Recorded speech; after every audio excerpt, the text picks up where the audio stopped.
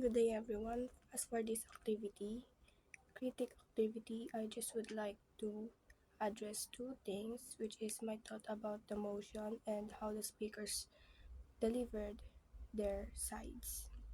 First, the motion is for the next government to introduce grammar schools, which I am in favor with personally, but the methods or process should be improved in a way na magiging accessible siya to more number of students. And then, the video included research facts, which is a great thing to do.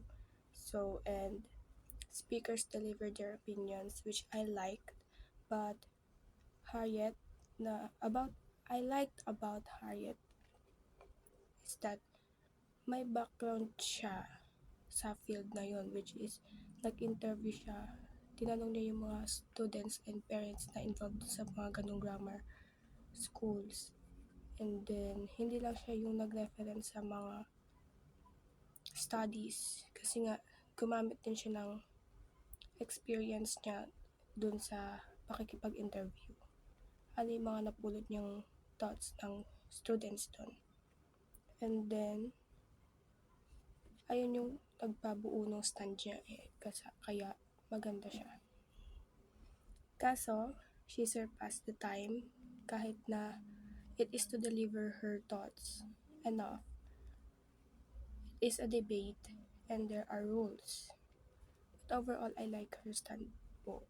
Siya rin yung nagsabi na education should be a journey to one of the best lives. So, ayun.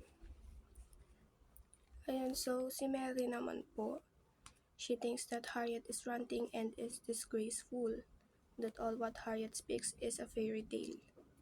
I see what she's pointing out din, especially that she said na the worst thing an education system can do is to tell a child that they are not worthy of a place in a prestigious school. So doon parang nabago yung stand ko, pero still, ang gusto ko lang naman sa stand na yun ko is kung ba ma-improve pa siya para maging effective yung grammar school. Pero dito kasi, binanggit yung entrance exam. So, syempre mag-iiwan yun ng impact sa learner. Kaya, na kung di siya makapasa sa entrance exam, mag-leave yun ng mark na, hindi ako napakapasa sa ganito, ganyan. So, ayan. Gusto ko rin po yung points niya and words niya. She delivered them strongly. Another speaker is Melissa Ben, which I'll say has the aura. The moment na lumapit siya sa mic, yung pagtayo niya palang may power yung pagkatayo niya palang na nakuha niya po yung attention ko. And she also naturally makes the audience laugh, which lightens the mood midst debate, which I think is also important to yung situation. Overall, the debate po, I think, is maganda yung nag-start siya muna sa research na nag-deliver muna si Miss ng facts and statistics ng yung naging effect nito or nag-take ng grammar schools, and meron din silang sinatawag na selective and comprehensive skills or methods na ayun nga po ina-apply sa mga traditional schools and yung mga state school.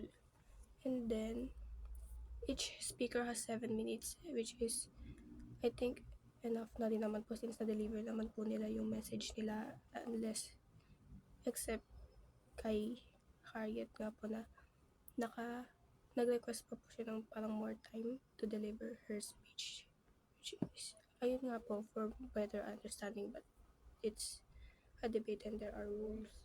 And then,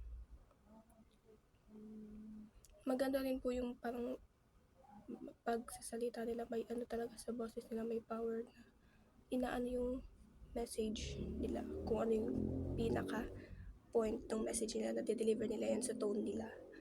And that's all.